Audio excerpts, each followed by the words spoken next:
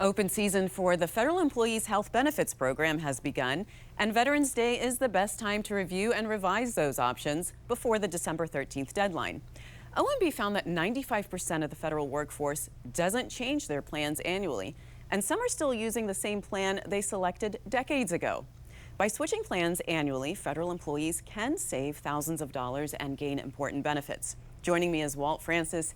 He is a health policy analyst and author of the annual Consumer's Checkbook Guide to Health Plans for Federal Employees. Walt, nice to have you. Thank you. So only 5% of federal employees actually look at their plans and think about revising or changing.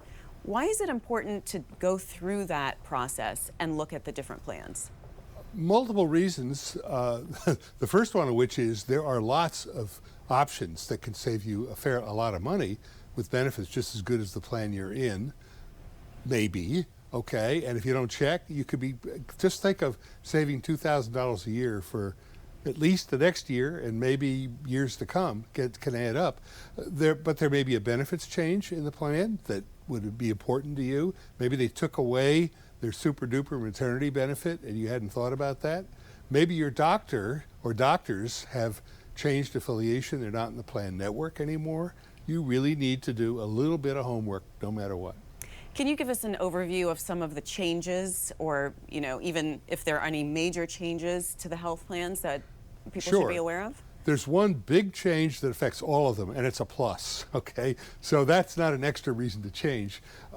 There's something called surprise billing, where you get in an accident and they take you to the hospital, and anesthesiologist who you never heard of while you're still unconscious does something that costs tens of thousands of dollars.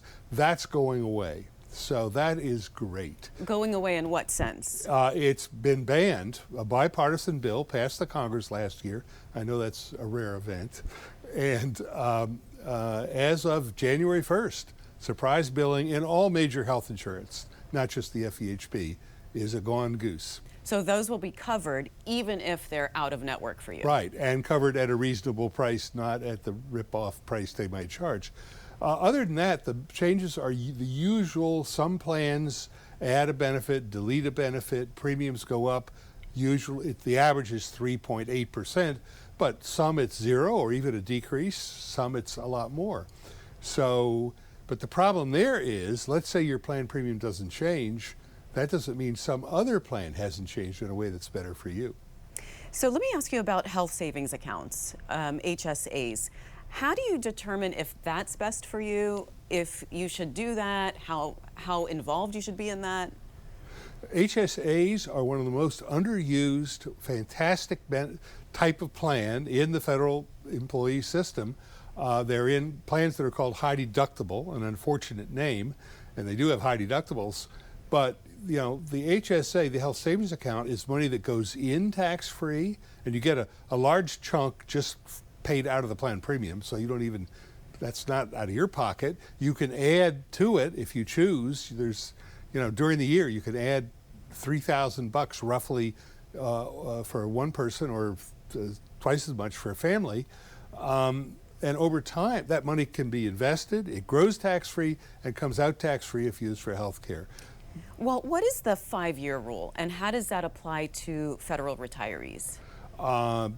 If you are not continuously enrolled in an FEHB plan or TRICARE, which counts, for the 5 years before you retire, and on the last day before you retire, you will lose your FEHB health insurance forever. So it's an absolute imperative, even if your spouse has a better plan from some private sector employer. No, you, or at least you, or maybe you and your family, but the key thing is you, must be enrolled in an FEHB plan. So pick a low-cost one. The health savings accounts and the high deductible plans, those plans all have low premiums. Pick one. Save your money.